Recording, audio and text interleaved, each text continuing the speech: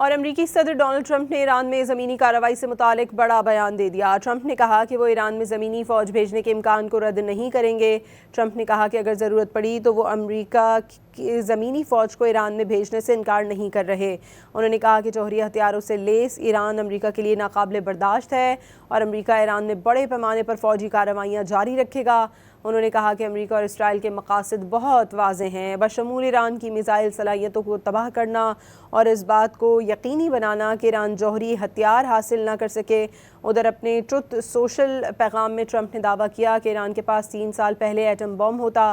Trump نے اپنے دعوے کے حق میں کوئی ثبوت پیش کیے بغیر کہا کہ اگر انہوں نے باراک اوباما دور میں ایران کے جوہری معاہدے کو ختم نہ کیا ہوتا تو تہران کے پاس اب تک ایٹمی بم موجود ہوتا۔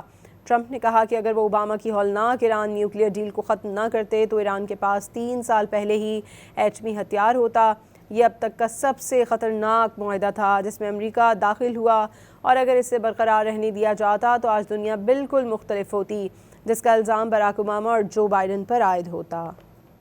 اور امریکی صدر ڈونلڈ ٹرمپ نے ایران میں زمینی کارروائی سے متعلق بڑا بیان دے دیا۔ ٹرمپ نے کہا کہ وہ ایران میں زمینی فوج بھیجنے کے امکان کو رد نہیں کریں گے۔ ٹرمپ نے کہا کہ اگر ضرورت پڑی تو وہ امریکہ کی زمینی فوج کو ایران میں بھیجنے سے انکار نہیں کر رہے۔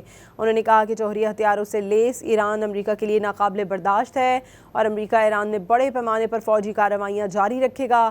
انہوں نے کہا کہ امریکہ اور اسرائیل کے مقاصد بہت واضح ہیں، بشمول ایران کی میزائل صلاحیتوں کو تباہ کرنا اور اس بات کو یقینی بنانا کہ ایران جوہری ہتھیار حاصل نہ کر سکے۔ ادھر اپنے ٹروتھ سوشل پیغام میں ٹرمپ نے دعویٰ کیا کہ ایران کے پاس 3 سال پہلے ایٹم بم ہوتا۔ ٹرمپ نے اپنے دعوے کے حق میں کوئی ثبوت پیش کیے بغیر کہا کہ اگر انہوں نے باراک اوباما دور میں ایران کے جوہری معاہدے کو ختم نہ کیا ہوتا تو تہران کے پاس اب تک ایٹمی بم موجود ہوتا۔ ٹرمپ نے کہا کہ اگر وہ اوباما کی ہولناک ایران نیوکلیئر ڈیل کو ختم نہ کرتے تو ایران کے پاس 3 سال پہلے ہی ایٹمی ہتھیار ہوتا۔ یہ اب تک کا سب سے خطرناک معاہدہ تھا جس میں امریکہ داخل ہوا، اور اگر اسے برقرار رہنے دیا جاتا تو آج دنیا بالکل مختلف ہوتی، جس کا الزام باراک اوباما اور جو بائیڈن پر عائد ہوتا۔